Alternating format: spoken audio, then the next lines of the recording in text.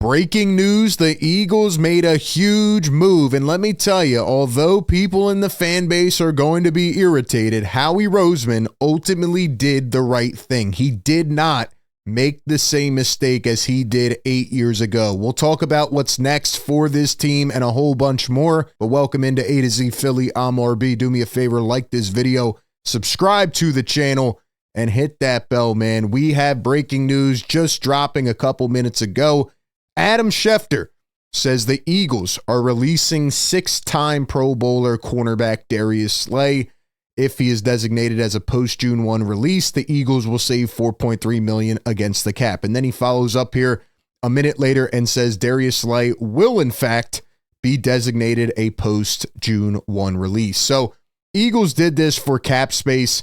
And as ESP adds here, they'll allow Slay to sign with another team and give the Eagles the cap relief that they're looking for. So, just first and foremost, before we dive into what this means and what's next, shout out to Darius Slay, man.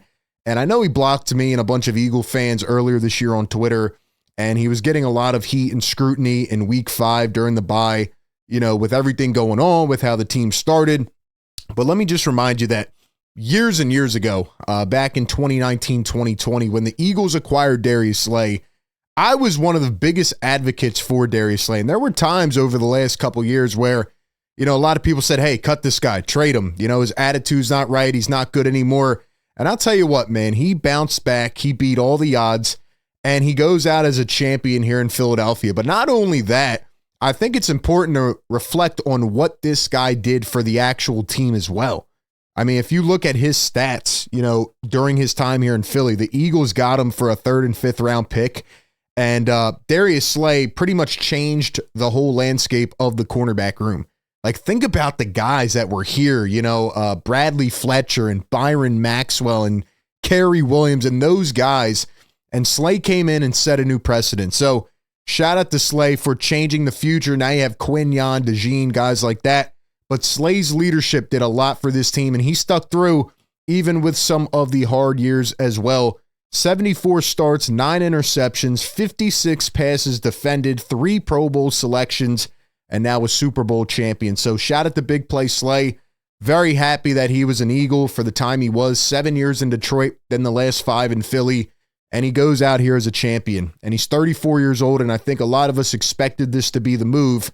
But let me tell you something, all right? And also, by the way, John Clark does add here that it is possible, similar to last year when we thought Slay was gone, where they could try to bring him back for one more year. But ultimately, I think they are moving on. I think it's the right decision. And Darius Slay actually added recently on the Amon-Ra St. Brown podcast that he wants to go back to the Lions if he doesn't play with the Eagles. So maybe he goes back to Detroit. Maybe the Eagles play Detroit on opening night, and we have a battle there. But whatever happens, man, Slay can do what he wants. He earned the right, to sign with a team, not have to go through anything here. And I'm very happy with how his career played out here in Philly. But okay, let's talk about why the Eagles did this. All right, Darius Slay is 34 years old. And if you go back to the last Super Bowl that the Eagles won in 2018, what was Howie Roseman's fatal flaw? He kept guys on for too long, right? I'm trying to think back to some of the names, but the first one that pops up is Alshon Jeffrey, right? He kept him. He signed him to an extension. That went down the drain. Jalen Mills, even Rodney McLeod. There's other guys, that the Eagles kept around. Nate Gary. I mean, I'm just trying to think of some of the other ones, but Howie Roseman's fatal flaw was that he kept too many guys around. He ended up signing Carson Wentz, and he got emotionally attached to the team, right? All the vets that we love. And this year, the Eagles had probably the best team in franchise history. But what did Howie Roseman do? He even said it a couple days ago, there's going to be hard decisions. The team is not going to look exactly the same. But the quote that stands out to me in terms of what he said at the Combine was, this is the most important season coming up in terms of maximizing the window. Right? We have a lot of good young defensive players, 26, 27, 28 years old, but we have to find a way to, not only bring in new draft picks and bring in young guys to balance the mix, but also keep the guys here that we want here, and be able to pay them when their contracts are up. So, this was a move that had to happen.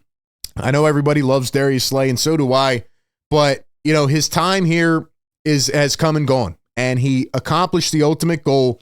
And another reason that the Eagles moved on from Darius Slay, obviously they have two young studs, two rookies that won a Super Bowl in Quinyon Mitchell and Cooper DeJean, which we'll talk about in a second, but Isaiah Rodgers, right? Free agency is coming up, and the Eagles had to make a decision. Okay, do we go out and prioritize Isaiah Rodgers? Well, I think this is a key indicator that they are going to.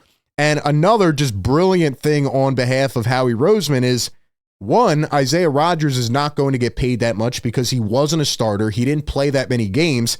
But if you actually watched from the Eagles' perspective, Isaiah Rodgers had a huge role in this team, right? There were a lot of games this season where Darius Slay got banged up, a finger, a leg, a knee, whatever, and he was out the third and fourth quarter of regular season games. So Isaiah Rodgers stepped in. He knows everybody in the building. He knows what it takes, and he is capable of being a starter. He actually was one of the best young corners in Indy before he ended up getting suspended for gambling $20. Then he gets cut by the Colts. Howie Roseman swoops in, signs him for absolutely nothing, shelves him for a year, and now he has a chance to start for this team. I don't think he's perfect. I don't think he's elite, but I'll tell you something. Isaiah Rodgers is a pretty good option. Like if you were out there and you're a team that needs a cornerback, he's a pretty solid free agent option. And now the Eagles already have him in the building. Now they have an opportunity to offer him a starting spot. And I think it makes all the sense in the world, especially because his price tag is not going to be that high. So again, all of that bundled in together, it's just brilliant work by Howie Roseman. Now, the last thing I want to say, when we look at the Eagles roster, we look at the corners on this team, right? They also have other guys who can contend in the mix. So say Isaiah Rodgers kind of falls off a bit and he's not that productive in training camp. Then you have Keely Ringo, right? A 4th-round pick who showed some promise before. Even guys like Eli Ricks. So there's other guys in the mix. But I think where the Eagles can make a huge mistake is by putting Cooper DeJean on the outside. I'm not saying he's not capable. I'm not saying he can't do it. But Cooper DeJean was so good. Like he was actually almost perfect as a nickel corner this season. And he's that Swiss Army knife. He can do a lot of things. And I think the Eagles found the best role for Cooper DeJean. You don't want to mess with that flow. You don't want to mess that up. So if I'm the Philadelphia Eagles, I am keeping Cooper DeJean on the inside. Obviously, Quinyon on the outside, where he probably played good enough to win Rookie of the Year. And then I'm re-signing Isaiah Rodgers. And I think that's how they need to approach this. If Rodgers somehow gets a big payday elsewhere, I don't see that or anticipate that happening.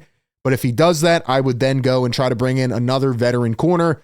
Could they bring Slay back? Absolutely. I wouldn't mind that either because he still played very well. But I think Howie Roseman is not trying to make the same mistake he did 8 years ago and is trying to project the future. Hey, if we sign Darius Slay back, is he going to get injured in week 3 and have a nagging injury and not play a lot? So I think it all worked out how it needed to work out. And I think Howie is trying to get ahead of it a bit. He's always 3 steps ahead. I love the way he's running this team. Now the question is, what happens next? So give me your thoughts down below. Do you agree with this move? Disagree? Who do you want to bring in at corner alongside Quinyon Mitchell? Give me all your thoughts down below. And as always, appreciate everybody for tapping in. Be sure to like, comment, and subscribe, and I'll catch you on the next one.